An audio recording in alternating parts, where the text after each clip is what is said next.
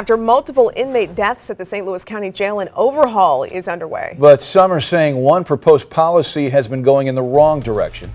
News 4 investigator Lauren Traeger reports tonight. It's preying on poor families for money. I mean, more money. Angie Zorge's son spent time in the St. Louis County Justice Center. It was a terrible time for me, though. Those days that he was in jail were, very scary. But just trying to stay in touch, she says, cost hundreds of dollars.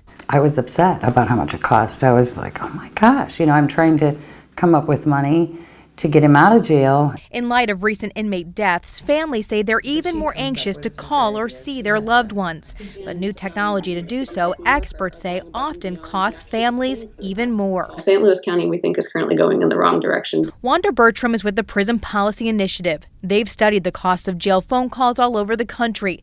In Missouri and Illinois, a 15-minute phone call they found could range from $3.15 to more than $20, which certainly adds up. It's not a poor woman's fault if her spouse or her son or her mom ends up in jail, right? Bertram says one provider in particular stands out, Securus. Securus had been selected as a vendor for a new contract in St. Louis County.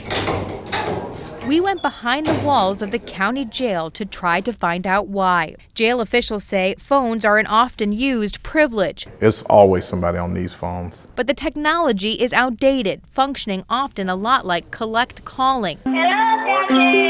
Under a proposed contract, as advertised on Securus's website, inmates would also be able to access tablets and video chat.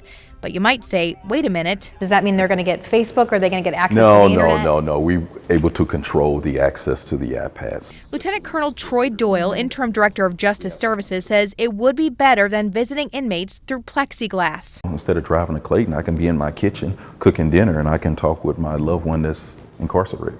Doyle, though, says he knows little about how the Securus contract came about. When I came in the door, the contract was already signed. As soon as I sit at my desk, this literally was just laying on the desk. So we looked into it. Turns out the St. Louis-based company currently offering the phone services on an expired contract has tried to object at council meetings, saying they didn't get a fair shot at the contract. We truly believe we have a superior bid to Securus's. News 4 also learned the new county executive's chief of staff, Winston Calvert, was recently a lobbyist for Securus. Did that present a conflict of interest? Does that taint the process?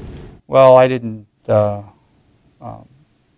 he wasn't involved in the process. The choice of Securus was done with the previous administration. He has steadfastly kept his hands off of this, won't talk about it. Councilmember Ernie Trachis also said that wasn't the concern. I think that just how the RFP was pursued and what happened under the Stanger administration is what's putting a cloud on this now.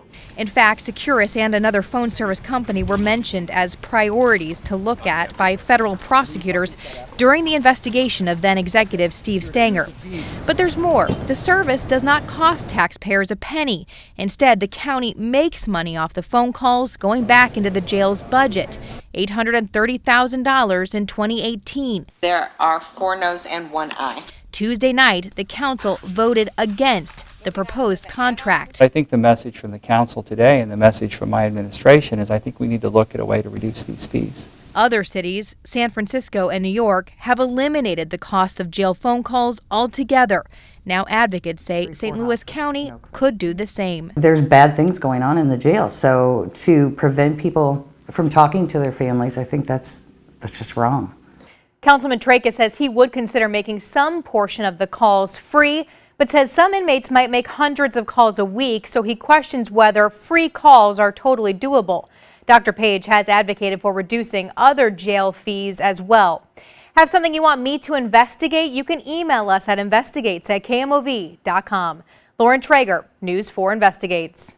We asked Securus for comment. They wrote us tonight saying their contract would provide a higher quality of service, including giving incarcerated individuals access to vital education tools and job placements at a lower cost to better prepare them to re-enter society.